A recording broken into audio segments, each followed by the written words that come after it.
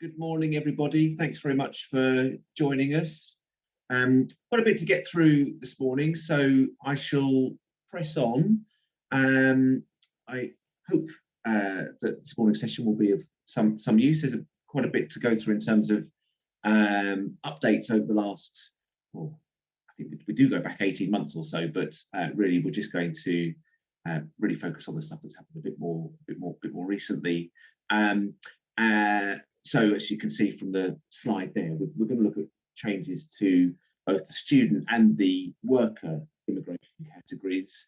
I'm going to talk a little bit about changes that happened during the summer to the requirements for checking right to work of employees. And then I'm going to finish up by talking about the positions as far as the COVID immigration concessions are concerned. But if I can just ask you, first of all, to just make sure you're all awake and paying attention by answering this little poll for us, just so I can get an idea of what everybody's interested in this morning. Maybe you're from the university HR department, so you're primarily interested in work and or employment immigration issues. Maybe you work on the student admissions registrar function. Then your interest is primarily student immigration issues. Maybe you've got a more strategic role at the university, so you feel like you need to know everything, or maybe you're joined the wrong webinar by mistake, in which case you're very welcome to stay, but I won't be offended if you decide to. So I'm not going to go into a great deal of detail as far as this slide is concerned. It's really just meant as a sort of summary of what's happened over the last 18 months or so, and everything obviously has been, it seems obvious to me because I've been living and breathing it for the last couple of years, but really the majority of these changes are brought about by Brexit and the government's desire to restructure the immigration system to cope with life after the end of free movement. So we've had a series of changes to the immigration system, which started back in February 2020 when the Tier 1 exceptional talent category was, well, the government would say relaunched as global talent. For the most part, it was really a rebranding, although there were some changes that happened to that category around that. And around that time, the government then published its sort of roadmap for the reforms to the immigration system, which then took effect in October 2020 when the Tier 4 categories were replaced with the student and child student categories. Although, again, we would say that the changes to those categories were generally cosmetic rather than being terribly substantive, although, as we'll see in subsequent slides, there have been some changes which are, for the most part, positive. December 2020 saw the replacement of the Tier 2 general category with skilled worker. We had a huge statement of changes to the immigration rules at that time, but mostly that was around restructuring the way that the rules read so that most immigration categories fell within their own separate chapter or appendix within the immigration rules rather than all being jumbled together as they were previously. So as it says on the slide, most categories got something of a makeover, a cosmetic makeover, rather than any substantive changes. The substantive change, though, really was to the Tier 2 general category in its replacement with skilled worker. 1st of January was when that big change happened as far as freedom of movement was concerned, and EU, EEA, Swiss nationals starting to require immigration permission to come to the UK to live and work and study here. And at the end of January, we had the formal introduction of the Hong Kong British National Overseas visa. I've got a slide on that later on. I'll talk in a bit more detail about that category later. 1st of July was the introduction of the graduate route. And again, we'll talk about that in a bit more detail, both in terms of its benefits to those people who are able to apply into that category, but also the duties it places upon universities from the introduction of that category. We've had a more formal delivery roadmap published by the government for modernising the sponsorship system. And I think, that anybody who's had anything to do with the sponsor management system, either on the worker side or the student side, would agree that that's a piece of technology that is long overdue an overhaul. The underlying technology behind it was actually developed in around 2006. So you can see how it's really creaking and straining under the weight of everything it's expected to do today. So we would hope that this delivery roadmap includes a substantive overhaul of the sponsor management system.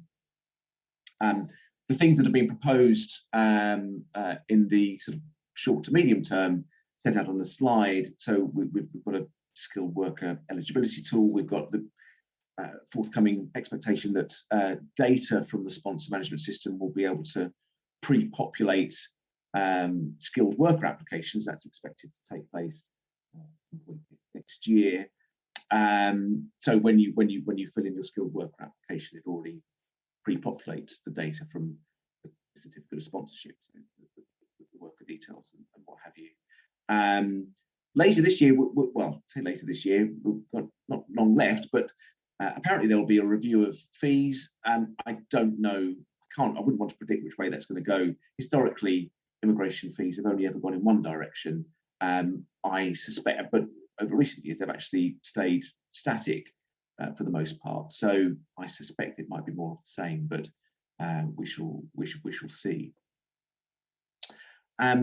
Oh, and the one other thing just to flag on this slide, something which is coming in to force at the end of next month, which is where a student or a skilled worker is making an application to extend their stay in the UK, they will be able to use the ID verification app that EU nationals and British national overseas citizen visa applicants have been using. So they wouldn't need to attend an application centre to enrol their biometrics. They'll be able to do it via a mobile app, which has had its teething problems over the summer, although recently it does seem to be working a bit better.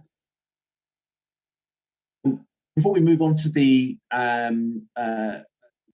summary I wanted to provide of the changes to the student categories, just another poll question for you, and primarily aimed at those of you dealing with student visas, and that's how many CAS your university assigns every year. Some of you might not have a student visa sponsor license, or I suspect that's very, very few of you. It might be the case that you don't have any visibility of that, so feel free to answer. It's nothing to do with me, the final option. But if it is something that you're involved with, then yeah, if you could let us know roughly how many CAS you're assigning every year, I'd be very interested to see that. And the results are in. Well, as suspected, most of you don't have any visibility of that, so that's fine. And then of the remainder, we've got a selection. But some 6 of you, pretty high volume users of the sponsor management system, so that's good to know. And I suspect on that basis, you might be more familiar with these changes perhaps than me. So what have we seen? Well, as I said, back in October last year, we had the replacement of the student route with the replacement of Tier 4 General with the student route. One of the significant changes that came out from that, and which really is something which I think has to be welcomed, is now that visa applications can be submitted up to 6 months before the course starts. It's always been the case that you could assign CAS, the confirmation of acceptance for studies, up to 6 months before the start date of the course.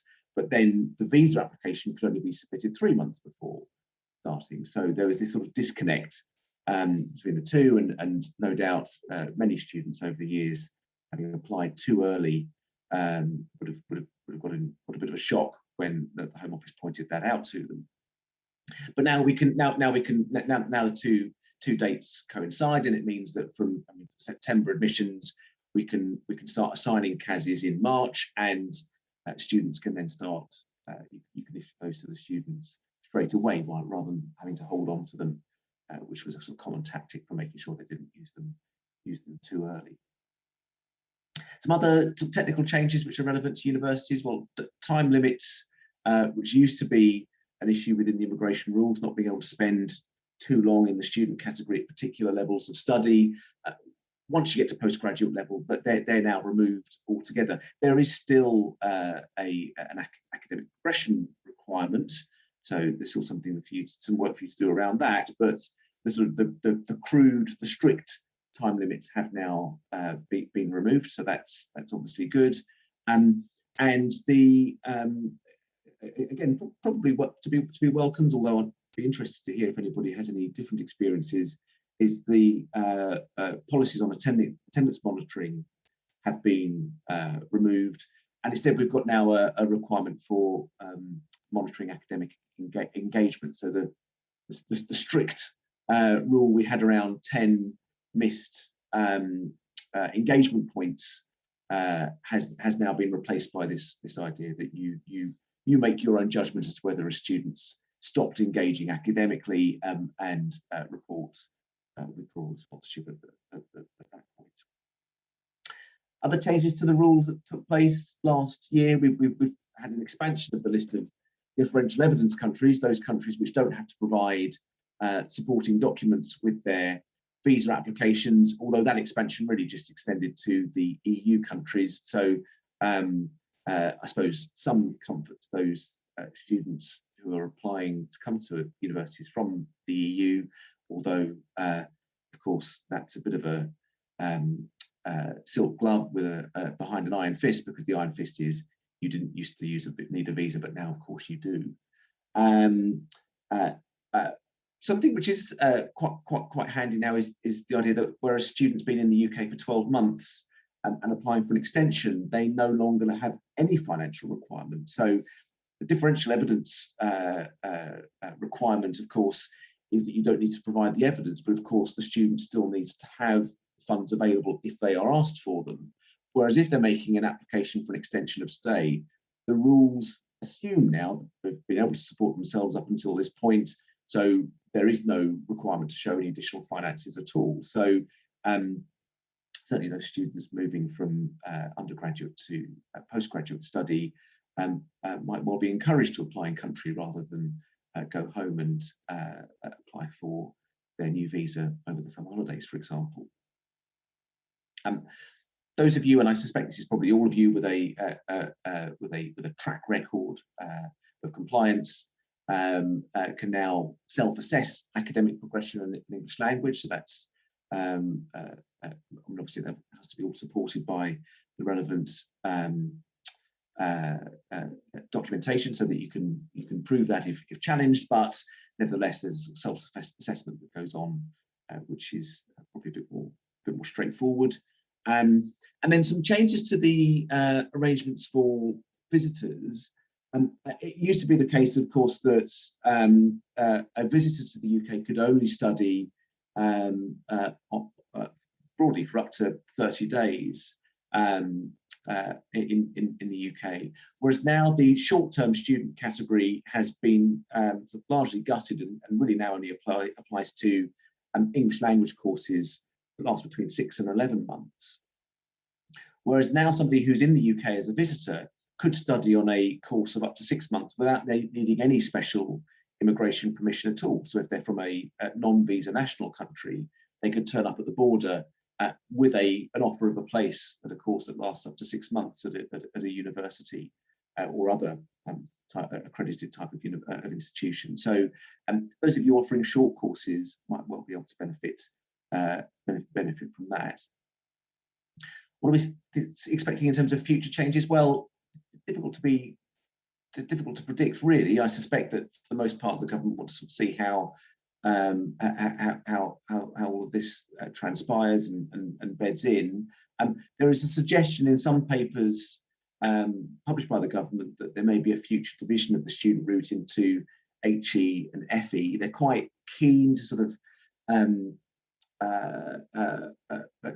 they talk a lot about this, the pathway for students. So from, for example, independent schools on a child student visa, then maybe they would need an FE visa if they haven't sort of got the A-level scores that they need, and then maybe they would need an HE visa once they've got those. then they go into the graduate route, and then they go into skilled worker. So there's a sort of suggestion that it makes things more straightforward for visa applicants if they can see a pathway through the immigration system. So suspicion that they might do that, but we don't have any dates or expectations particularly around that. One recent development I did want to mention was in relation to unsponsored EEA national students and the checks you need to do on those. Actually, I've got a slide on that later on, so I'll come to that in subsequent slides. Segueing from student into the graduate route, and the reason I've put this here rather than when talking about worker immigration categories is that the graduate route does impose a new reporting duty on student sponsors, which is to assess those graduates who are on student visas and determine whether they meet the requirements for the graduate visa, and to report on that through the sponsor management system if they do. So there's some guidance in the student sponsor guidance on the checks you need to undertake. And interestingly, although you are required to carry out your own assessment as to whether they meet the criteria for the graduate route, you are then not able, the guidance is very clear on this, but not able to advise them on those applications, because to do so would be offering immigration advice, which reaches beyond the general concession you have to be able to advise on the route you're sponsoring students to do. You're not sponsoring students under the graduate route. It's a sort of self-sponsored immigration category, but it needs a notification from you as their university sponsor so the Home Office can determine whether they meet the criteria or not. So the slide sets out the particular circumstances in which someone might qualify under the graduate route. Bachelor's, master's, PhD graduates, as you might expect, but also, and obviously some law firms have been having a word in the government's ear on this one. The law conversion course, legal practice course, bar practice course would all also be qualifying courses for the purpose of the graduate route. Medicine, dentistry, and obviously the teaching profession have had a little word with the government as well, because PGCEs and PGDEs also qualify. You need to have studied in the UK for 12 months or the full length of the course, whichever is the shorter. So a master's, which is obviously one academic year, but less than a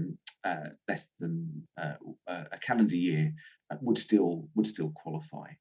And there are concessions under the COVID guidance around students who've arrived late, for example, as to whether they might still qualify for the residence or study in the UK aspects for this category. If you're a PhD graduate, you can get an extension for 3 years, 2 years if you're on any other type of course. You are allowed broadly to do any type of work or even self-employment, but many students would probably still be looking for a sponsor or another immigration category maybe before that 2 or 3 year period is up, because that time doesn't count towards the time you need in the UK for indefinite leave to remain purposes. So certainly with employers who we've been speaking to, many are still getting students who are asking to be sponsored even though they've just graduated, rather than use the graduate route, because they want to get onto that pathway to indefinite leave to remain quicker. All right, moving on to the skilled worker category. So as I mentioned earlier, this came into force in December last year and replaced Tier 2 General. This slide really sets out the differences between skilled worker and Tier 2 General. So those of you who have any familiarity or dealings with Tier 2 General would recognise would recognise some of these changes and broadly speaking, the improvements they make over that category. So we've got a reduction in the number of, reduction in the skill level that's required to satisfy the skill requirements for skilled worker from RQF level 6 to RQF level 3. So that broadens the scope of the category to a far greater range of jobs. We used to have this quite sort of bureaucratic and prescriptive resident labour market test. And there is still a requirement that the job is genuine, and that might therefore require you demonstrating that that you've advertised the job in order to demonstrate that the role is genuine. But there's not really any prescriptiveness in the guidance or the rules around that. So again, that's far more flexible. Tier 2 General was subject to an annual cap, although there were plenty of carve-outs from that, including those who were studying under certain sort of research or academic type occupation codes. But there is still the way that the cap under Tier 2 General was administered was through a distinction between the types of certificates of sponsorship you could assign, be they either restricted or unrestricted. We've still got this distinction between certificates of sponsorship. They're now called defined or undefined certificates, but the distinction is far more stark. If you are applying overseas, then you need to make, as a sponsor, you need to make an application to the Home Office for a defined certificate of sponsorship for that specific job. Whereas if the person will be applying in country, then you can use an undefined certificate of sponsorship, which comes out of your annual allocation. The rules on switching into the skilled worker category, so people who are already in the UK and wanting to make an application to switch their immigration status into skilled worker, far more liberal than the rules that govern switching into Tier 2 General, so a far greater range of immigration categories now able to switch in. Probably the best example of that is the Youth Mobility Scheme, so someone who is here on a 2-year temporary work visa under the Youth Mobility Scheme, under the Tier 2 General rules, if they found an employer and they wanted to stay with them, they had to go home and apply for their Tier 2 General entry clearance from their home country, whereas now they can apply to switch in country. So that's well, I suppose that's a green initiative from the government, isn't it? Saving on air miles. There used to be a cooling off period under Tier 2 General, so you couldn't spend more than 6 years in that category before having to leave the UK, and then spending a period of 12 months before being able to return. That's sort of scrapped. So someone who for one reason or another doesn't meet the requirements for indefinite leave to remain could continue getting a series of extensions until they do meet those indefinite leave to remain requirements. And then a relatively recent introduction is the introduction of the ATAS requirement for not just skilled worker, for other sponsored worker categories as well. And this is of particular significance to HE sponsors. The ATAS requirement was actually introduced a little while ago. Those of you who have assigned a certificate of sponsorship within the last couple of weeks will have noticed that there is now a new checkbox on the certificate of sponsorship asking whether the ATAS requirement applies. And for those of you not familiar with the terminology, the ATAS certificate is a certificate issued by the Foreign and Commonwealth Office. It's the academic technology. No, hang on, I've got my wording wrong. It's the academic technology approval scheme. There we go. And if you are, if for certain sponsors and certain jobs, the individual will need to get an ATAS certificate to confirm that that the Foreign and Commonwealth Office aren't concerned that they're making weapons of mass destruction or using the research they're doing. So it was a requirement that always applied to the student visa, but now it extends to sponsored workers where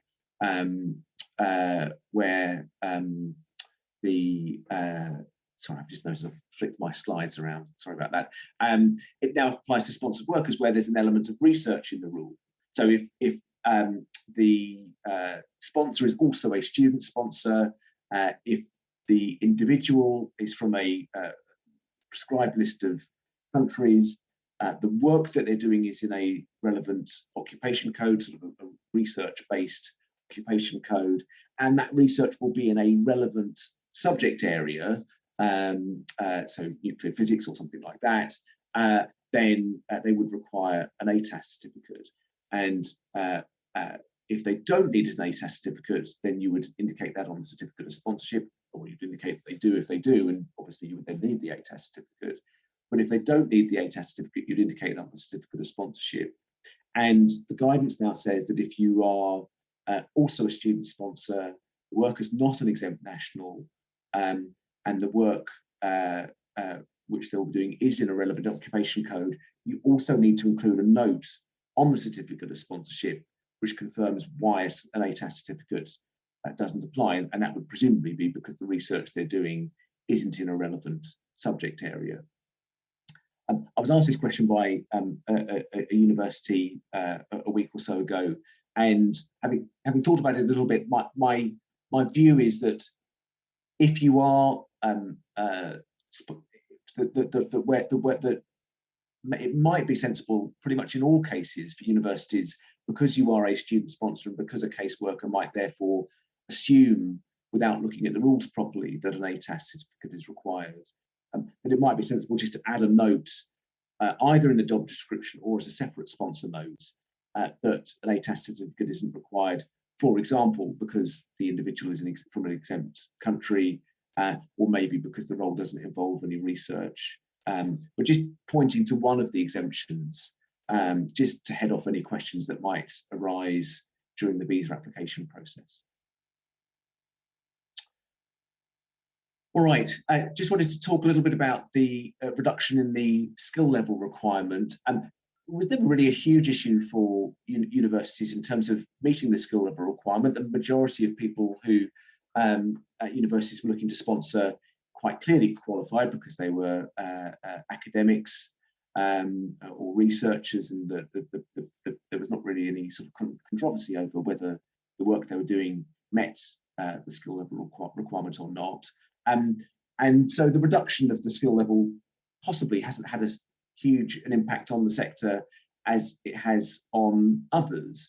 I just wanted to sort of flag really on this slide the sorts of additional roles that sponsorship is now open to.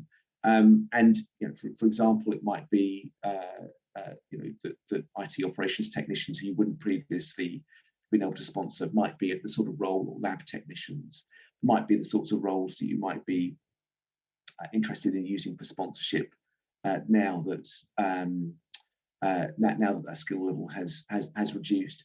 If you are looking at at those sort of previously non-qualifying occupation codes, probably also sensible to look at the occupation codes that still don't qualify, the lower skilled roles, just to make sure that you're not accidentally straying into the realm where you're sponsoring somebody who wouldn't qualify because their skill level is still too low.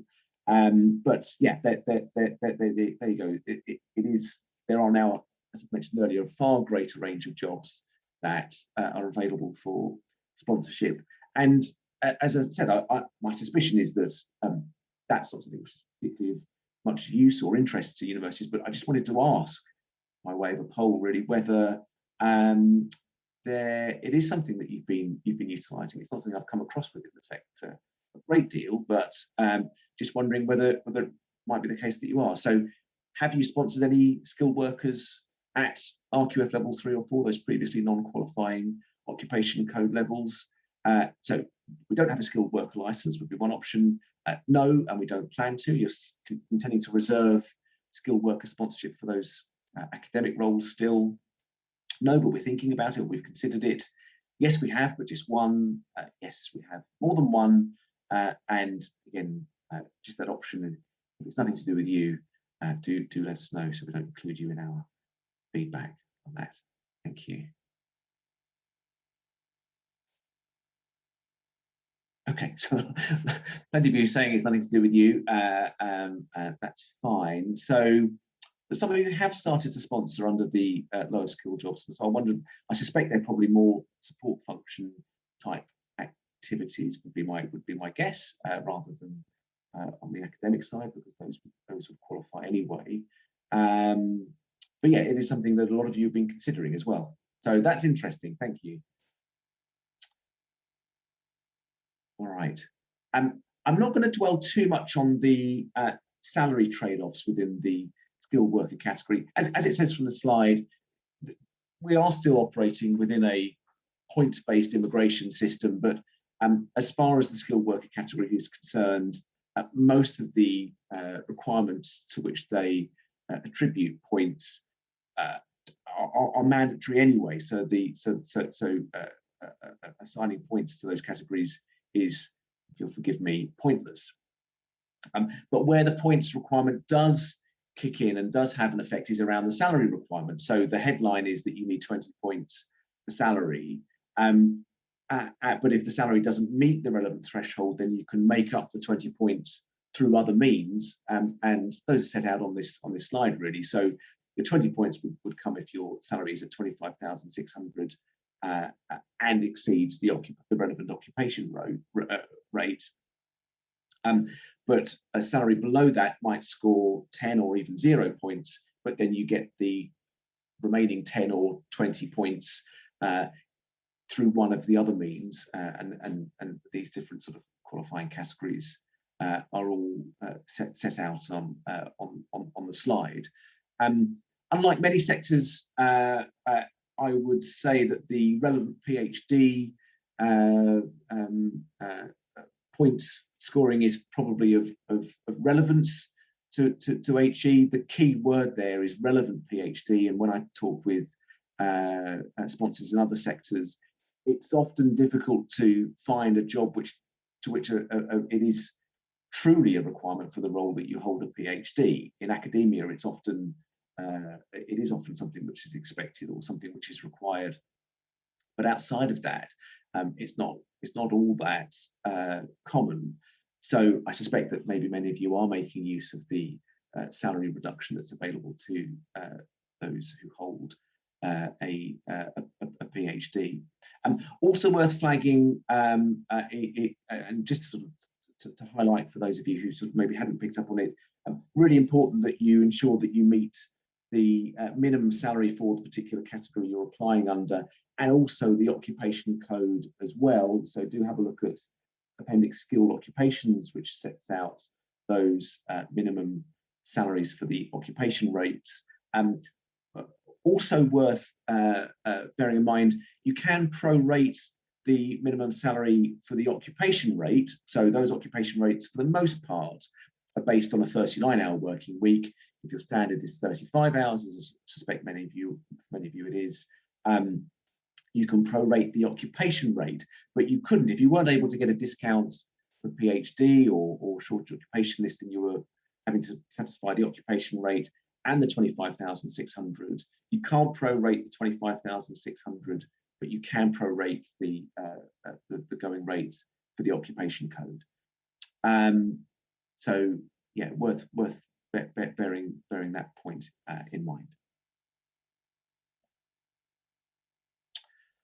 All right, moving away from skilled worker, just to sort of touch briefly on some of the other changes. Global talent is one I know that universities use quite a lot, and as mentioned earlier, that was came into existence officially back in February 2020, although we'd had Tier 1 exceptional talent before that.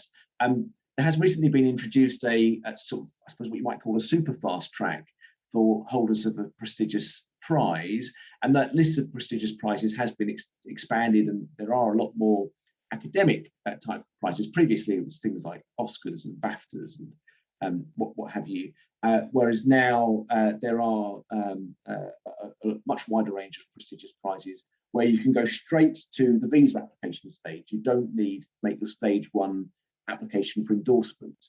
There's still a fast track for endorsement, so if you're still going through that 2-stage process because you don't hold a prestigious prize, there's still a fast track for endorsement in certain academic scenarios, and otherwise there's still a peer review option under global talent. The sponsored research sort of subcategory, if you like, of the government authorised exchange category is still carrying on.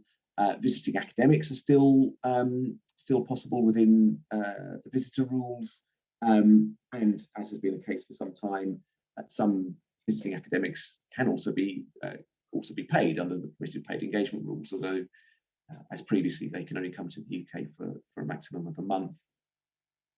Still got the ancestry, charity worker, creative worker categories, and they're all more or less unchanged.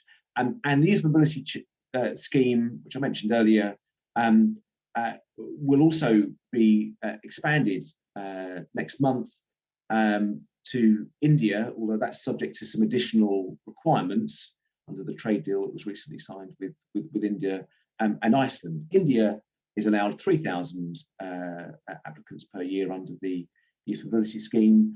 Iceland's population of about 300,000 is allowed 1,000. So far more relevance, I suppose, to young Icelandics than to young Indians, or certainly far greater chance of getting it if you're a young person from Iceland than an Indian. I won't talk too much about the British National Overseas Visa, other than to say it's an unsponsored visa route.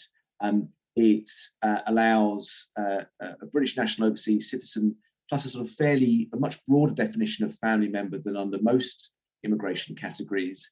And as a result of that, the estimates are that quite a large number of Hong Kong residents would be eligible for that visa, and we've seen quite a lot of demand from Hong Kong residents for that visa. It's an unsponsored visa route. It wouldn't need a visa. It wouldn't need any additional permission to study or to work in the UK. So it might well be that both in your international student admissions and also your HR departments, you've seen a number of these visa holders already. So moving on to right to work checks, and sort of starting with what's changed as far as EEA nationals is concerned. I won't go into too much detail about the EU settlement scheme, other than to say that it's now formally closed, although they are still accepting applications for people who've missed the deadline for one reason or another. Since the 1st of July, where an EU nationalist is applying to start work with you, then you need to see additional proof of their right to work other than their passport or ID card. So since 1st of July, we've got this new right to work code of practice in place.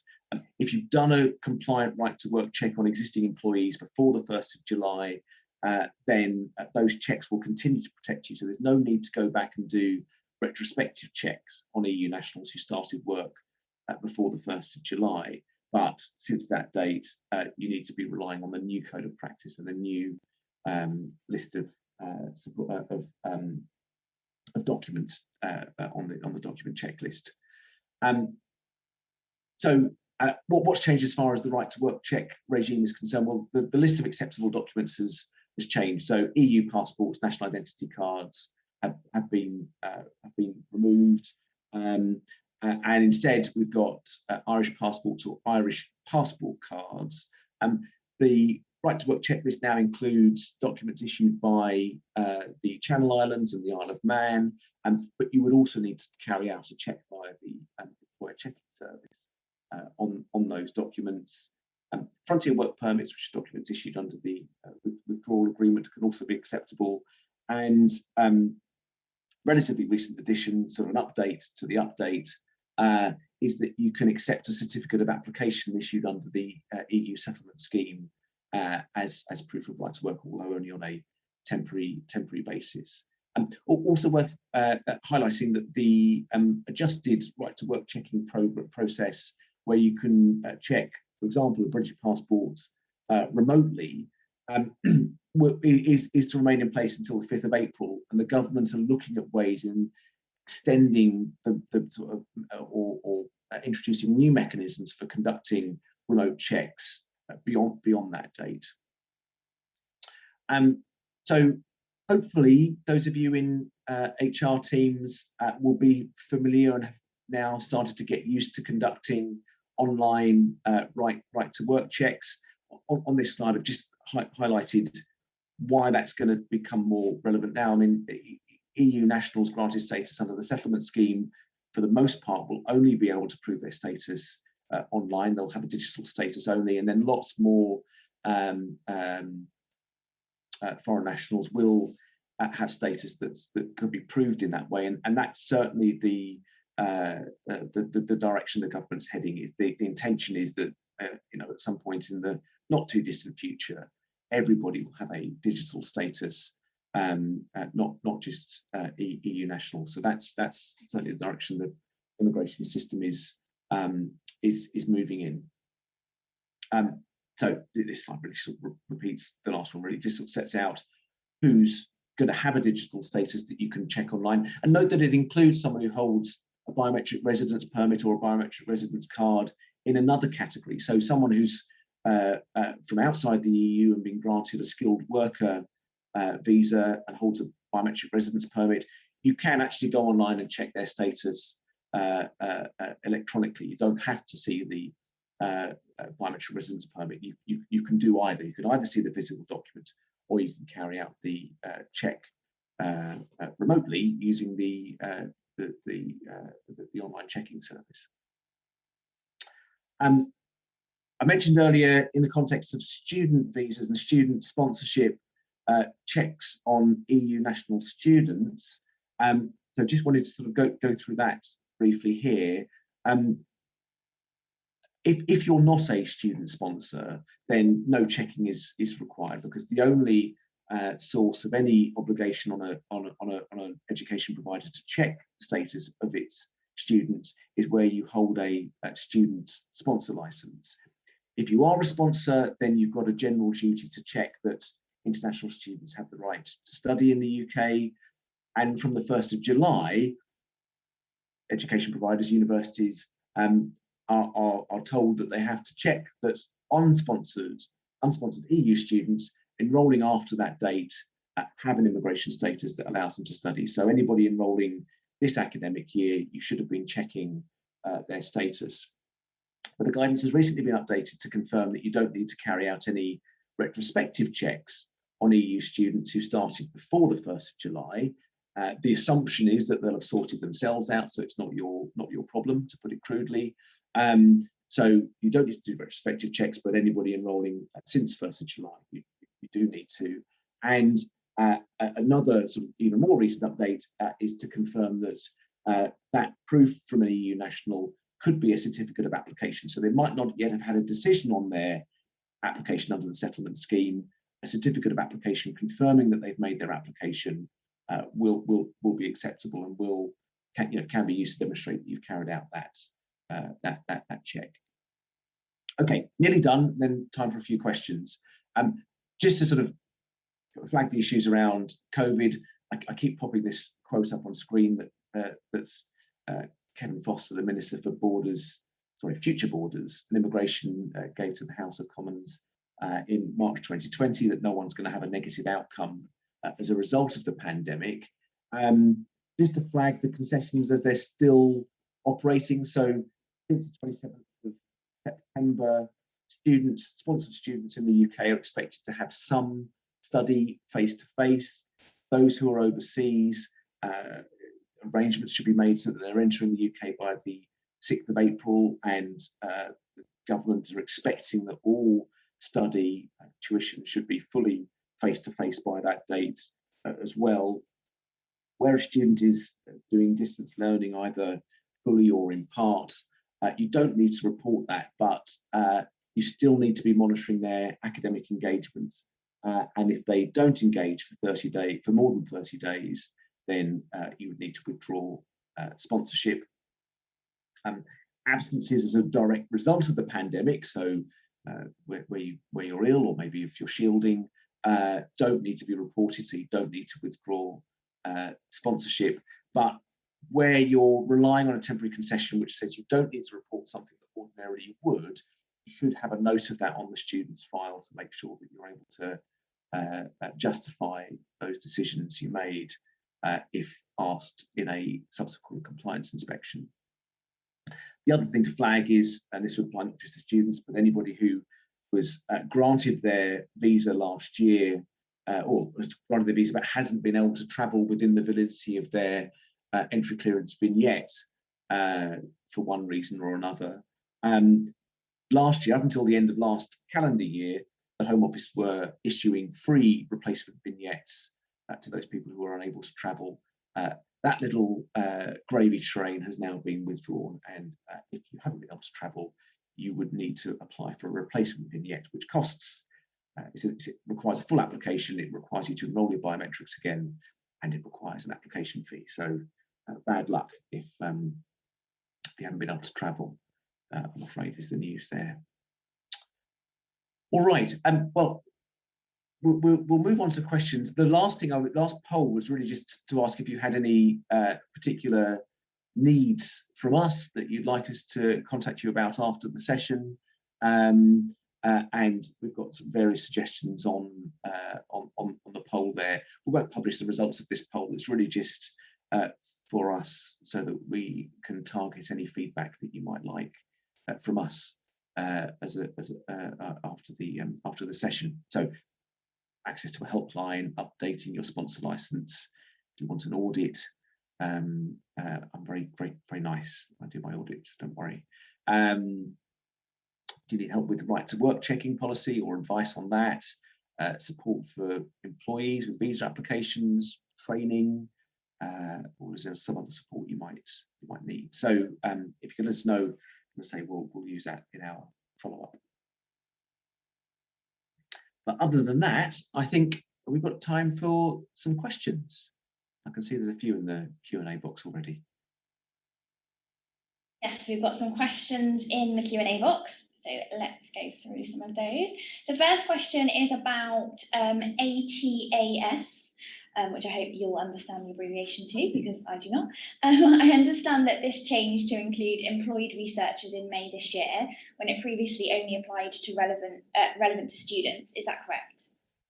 Yeah, so I did cover that. It was sort of shoved on as a bullet point on the slide where I was talking about the skilled worker category, Emma. So yes, yeah, it is a requirement, and as I mentioned, since earlier this month, it's now been something you have to specify on the certificate of sponsorship. And my advice at this stage for universities is it's probably better in all cases to explain why the ATAS certificate isn't required, just to avoid any problems or complications that might arise during the visa application process, because the caseworker looks at the COS, sees that it's issued by a university and says, oh, they must need an ATAS certificate. Whereas, of course, there are still exemptions for certain nationalities, certain jobs, and it's probably worth just spelling that out on the certificate of sponsorship to avoid any problems, I would say. Thanks, Tom. And can you switch in country for Tier 5 government exchange scheme 2? Oh, golly. I can't remember. So can you switch into government exchange or out of government exchange? You can switch from government authorised exchange into skilled worker. The only formally Tier 5 category you can't switch into skilled worker from is the seasonal worker scheme. I can't remember, I'd have to check the rules, whether you can switch into government authorised exchange from other categories, but you can switch out of it into skilled worker, yes. Thanks, Tom. And when carrying out a right to work check for those on a non-sponsored visa, for example under the EUSS, is it still a requirement to check their passport as well as their digital status, or will the digital status suffice on its own? No, the digital status alone is enough. So in the same way that someone who holds a biometric residence permit, under the right to work checklist, you only actually need to see the biometric residence permit. Lots of employers will take a copy of the passport as well, and there's good reasons why you might take a copy of the passport for identity verification purposes, or maybe if they travel a lot and you want to keep a record of when their passport expires so you don't get any difficulties around that. But yeah, technically you only need to see the biometric residence permit and take a copy of that. And similarly, where someone's got a digital status under the EU settlement scheme, or indeed under any category where you've checked the digital status, technically speaking, you don't need to see the passport as well.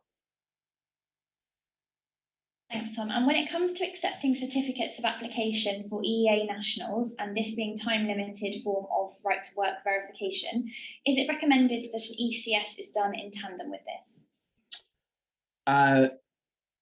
Yes. So I assume this is in relation, yes, it says in relation to right to work checks, doesn't it? So yeah, for a worker, you can't just accept the certificate of application. You do need to do the employer checking service check as well.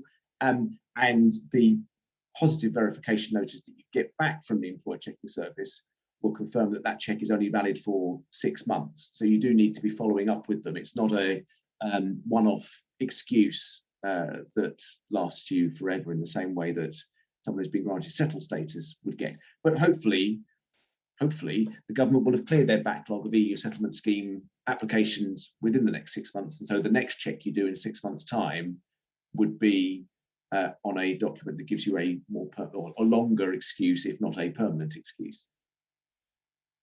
And is there a difference with visiting researchers and Tier 5 local government exchange scheme? I'm just smiling because I think there's a typo. It's not the local government exchange scheme, it's the government exchange scheme. So it's not operated by local authorities. Is there a difference? Well, yes. So there is within the visit rules, there is the possibility for a visiting academic to come to the UK for up to 12 months, apply for a visa to come for up to 12 months as a visiting academic. So it's usually where they're on secondment or on sabbatical from their university employer overseas, and they're allowed to still come and be hosted by a UK university. And then you've got the sponsored researcher category, which sits within the government exchange scheme. And is there a difference between the two? Well, it's hard to say, really, because the guidance around sponsored researchers is pretty light, it's pretty thin. And so certainly when I've explored that with universities, it sometimes has been very difficult to come up with a sort of very clear distinction between the two. But if there is an element of you paying the sponsored researcher, which actually isn't always the case, then certainly they would need a COS and to make a visa application under sponsored researcher, whereas under the visiting academic, which is a visitor category, you can't be paying them because they are visitors. They're not allowed to work in the, well, as it's defined by the immigration rules. But that's, yeah, we're opening a can of worms if we start going into that.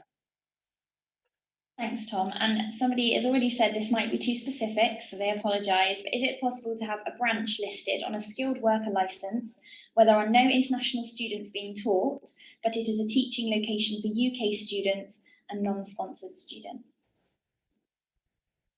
So I think the broader question here is around how you structure a sponsor licence and the risks associated with having multiple categories and sites all on the same license and things going wrong at one site or on one part of the license that then jeopardize the license as a whole. And my sort of general advice around that is that as far as possible, it is better to have multiple licenses, albeit there's an additional administrative and financial implications with that. But it is generally better to try and have separate licenses so that any problems at a particular site or at a particular on a particular part of the university's licensing operations can be isolated to that particular branch or site or what have you. Is it possible to have a skilled worker license branch, and there you can have multiple branches where there are no international students being taught? I mean, you can have the branch cover anything.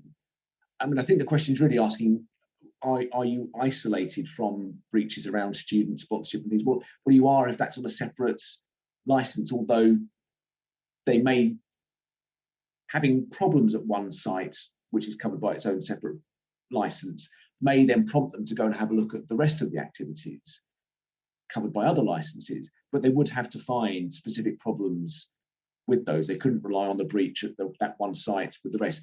But I think the question probably is a bit too specific to really get at the nub of what I'm being asked here. But I think hopefully my broader advice around separating things out is of some use. I don't know. Ask me later. Thanks, Tom. I'm just checking the time. I think we've got time for one more question. So someone on a graduate route visa who's a dependent has now had a baby. How can they get a visa for that child?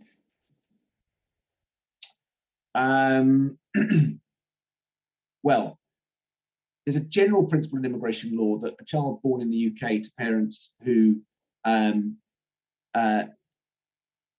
on temporary visas isn't immediately upon birth an immigration offender. So there isn't actually a requirement to apply for leave to remain for a child born in the UK, but you will need to get it at some stage if they need to travel or if you want to, if they want to, well, as they get older, as they want to apply for work or to study or something like that. But broadly speaking, you know, as I say, this general principle of not being an immigration, you don't illegally enter the UK in the delivery chamber.